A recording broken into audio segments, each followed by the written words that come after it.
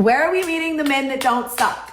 Where are we finding them? There is a serious shortage of attractive, eligible, mentally stable, emotionally available men. I have a question. Where are all the good men at? Okay, fine. Let's do it. Let's talk about why there aren't any strong masculine men anymore. Why there are so many guys who are soft, have checked out, and are perfectly fine being alone. Because women love to point fingers at the young men themselves, but what I'm about to break down indicates that it's anything but these former boys just being stupid and lazy. This 3-part series is here to help you respond to those women and to prepare you to give them the truth. That the answer to their very own question, it's necessary to go to the source. More specifically, to the mothers who raised the men that they're now criticizing online.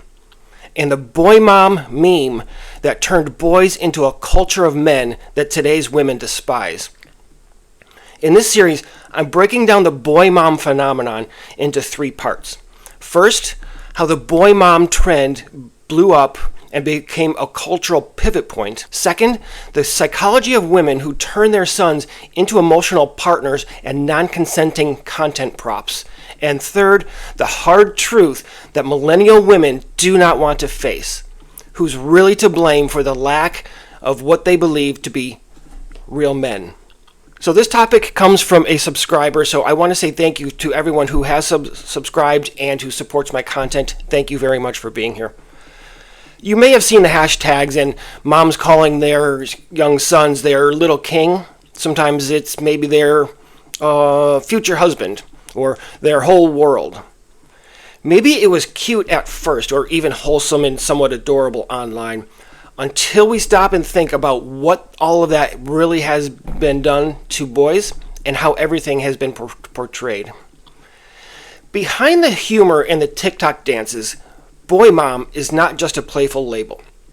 It's a trend that started small, then blew up online, and turned into cultural degradation that shapes boys before they even get a chance to become men. Here's how it happened. Back in the early 2010s, boy mom was mostly harmless as it simply showed moms taking care of their sons day to day. It slowly popped up on parenting blogs and forums, which is pretty much just shorthand for single and overbearing moms who only had sons. Perhaps for them it was a way to connect. Right? They would say things like, "My house is full of Legos." They would talk about fart jokes and nonstop chaos. No one at that time thought much of it, and again, it was not that big of a deal in its origination. By the mid-2010s, Instagram moms with no real social circles were filling feeds with pictures of messy bedrooms, soccer games, and selfies with captions like, "This is my life with boys." By then, it was becoming women's identity with a little bit of humor, they thought, and it felt somewhat relatable even after it got going for a while.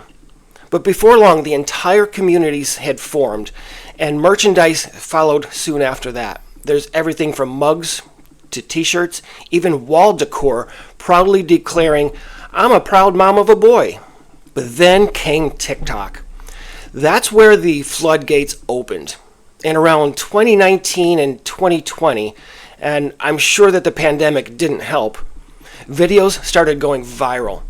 One of the most famous was a mom bragging that she taught her son how to cook so he wouldn't be impressed by your daughter's lasagna, whatever that means. Apparently that clip exploded and copycats were soon to follow. Suddenly every scroll was another mom turning her son into a punchline, or worse, a little partner. By 2024, the hashtag BoyMom had over 30 billion views. And at that point, the fun and games shifted from moms laughing about muddy sneakers and became an international performance at boys' expense. And the performance got exaggerated because that's the content that feeds algorithms and single moms' sense of belonging.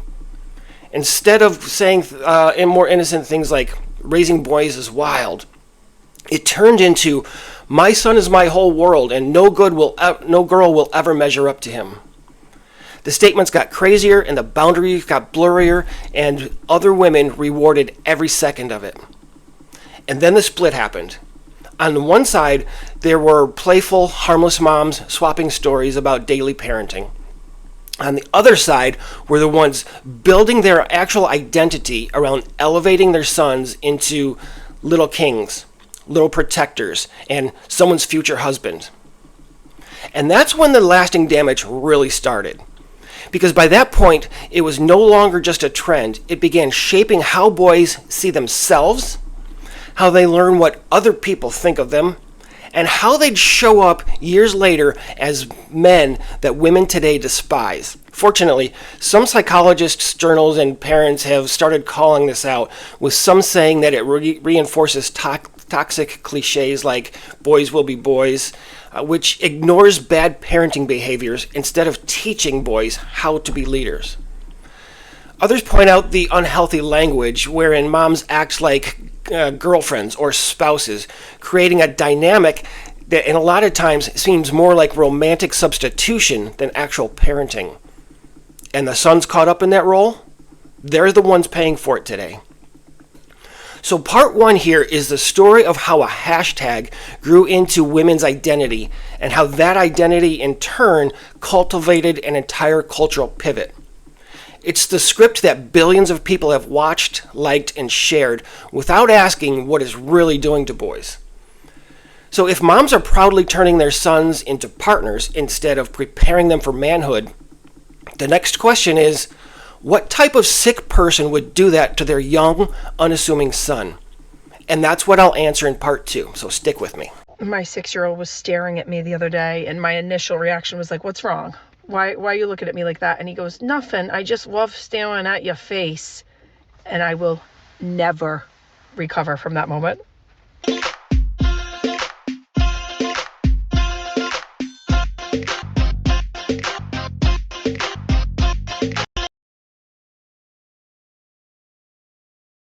In part two, let's find out who these boy moms really are.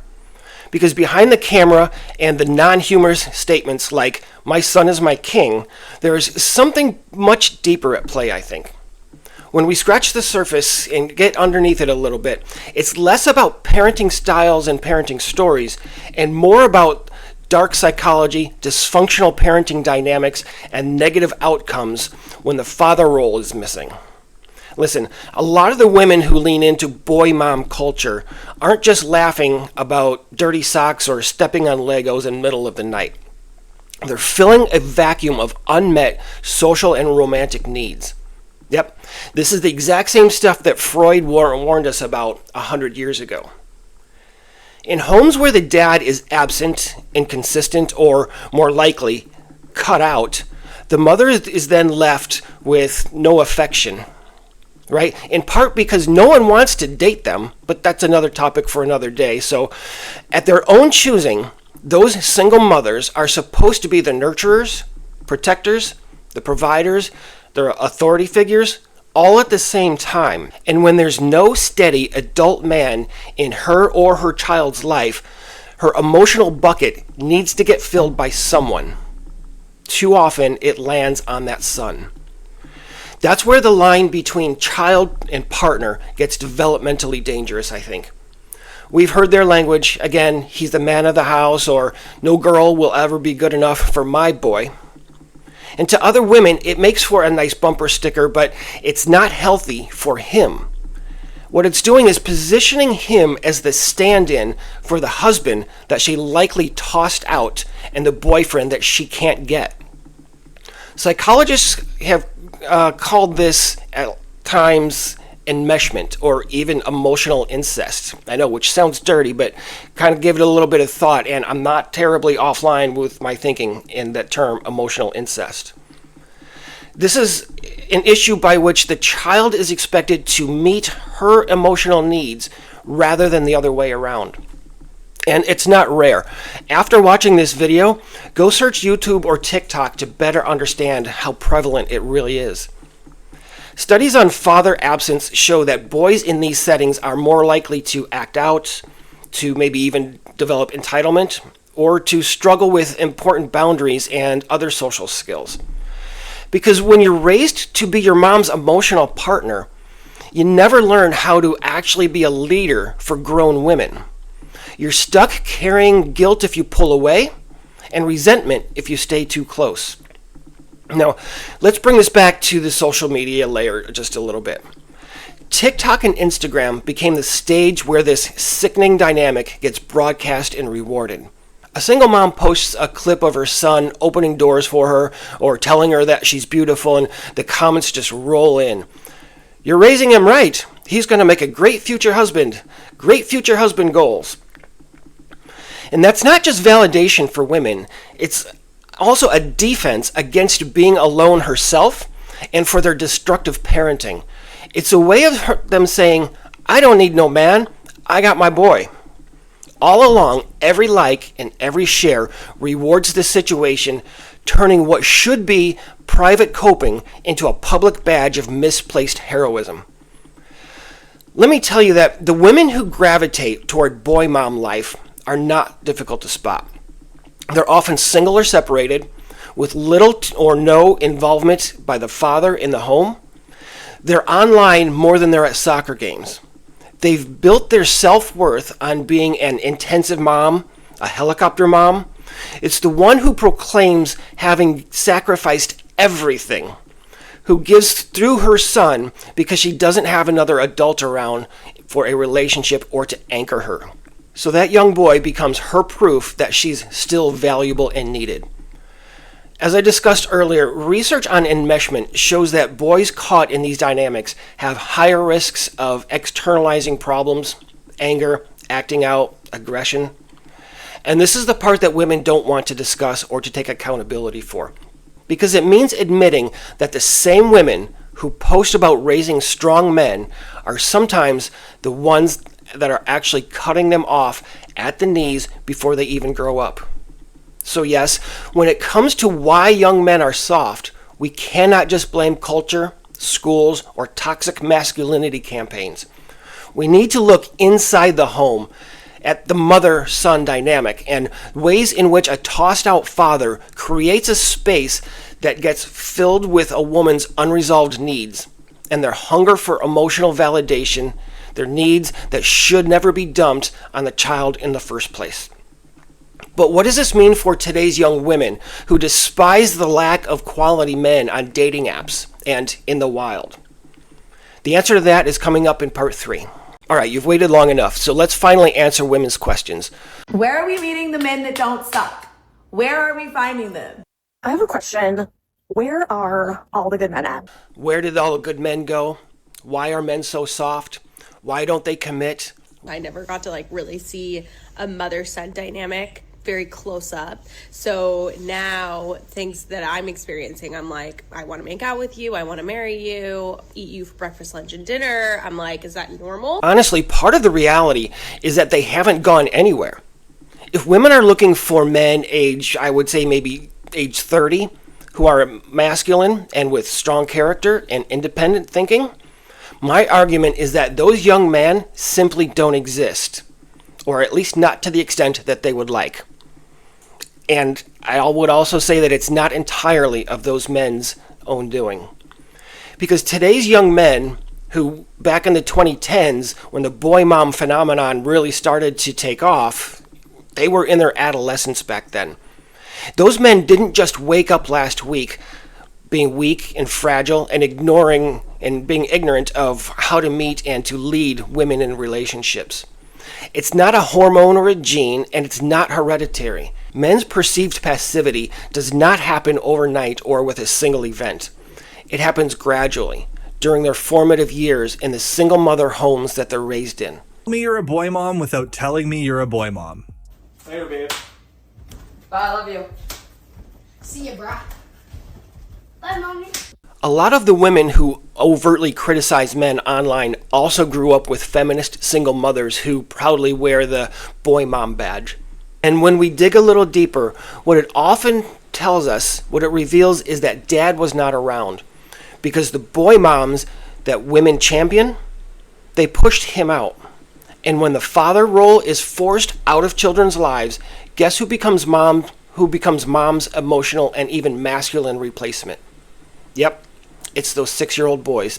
When a boy is told that he's mommy's little man of the house and he's exploited as her emotional partner, he's being raised to fill her needs at that time rather than learning how to understand to meet the needs of adult women as he enters his own adulthood. He doesn't learn how to be a provider. So that by the time he's 17, he's by then gotten a PhD in how to be the emotional and sometimes even romantic partner for his mother without learning how to be a relationship leader. Quite frankly, these young men, they've been the substitute relationship that their mother didn't have, in which women now are attempting to take over from his mother. That's why today's young men are pussies in women's mind. They're raised and conditioned to forego the very masculine values that women demand of them and that they value for their own safety and provision. And women wonder why so many men today avoid them. It's because they don't know how to handle you, ladies. And no, it's not because they're intimidated. It's because you're loud, you're demanding, and you're entitled. And handling you is the last thing that today's young men want to do. Why have so many young men checked out?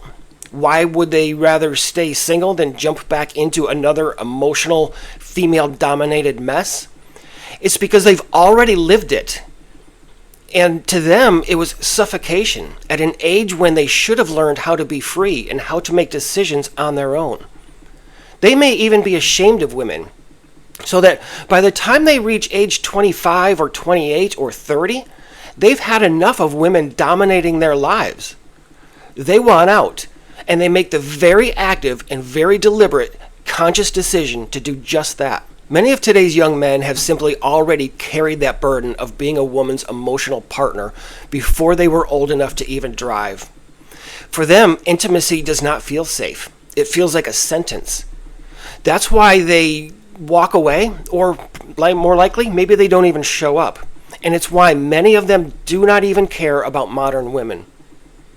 So when women today make statements like, men are weak, men don't chase us, men don't commit, men don't know how to be real men, my response is, stop looking for simple answers to shallow questions. Get to the root of the issue and ask yourself, where did those men come from? Who raised them?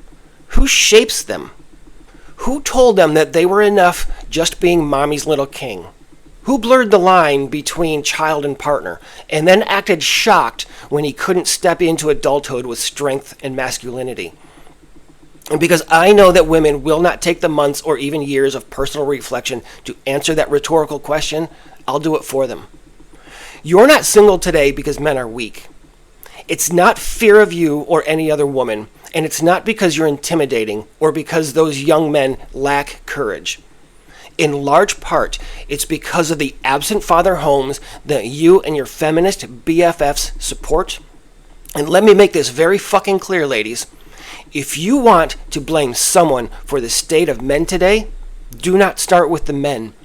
Get to the generational root of the issue. Start with the moms that you admire who raised them this way.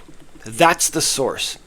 And until that gets acknowledged, ladies, you will keep running in circles, again and again asking where the real men are, while ignoring the truth that they were shaped, smothered, and softened by single mothers, just like yourself and the others that you put on a pedestal, long before you even came in contact with a guy that you would wish would say hello. So the next time someone asks, why aren't men masculine anymore? Or why don't men ask us out? Here's your answer. Your algorithm and your cliques promoted their mothers to raise them to be exactly what you despise. Soft, avoidant, and apathetic towards women. So congratulations. And that is Shakespearean if I've ever seen it.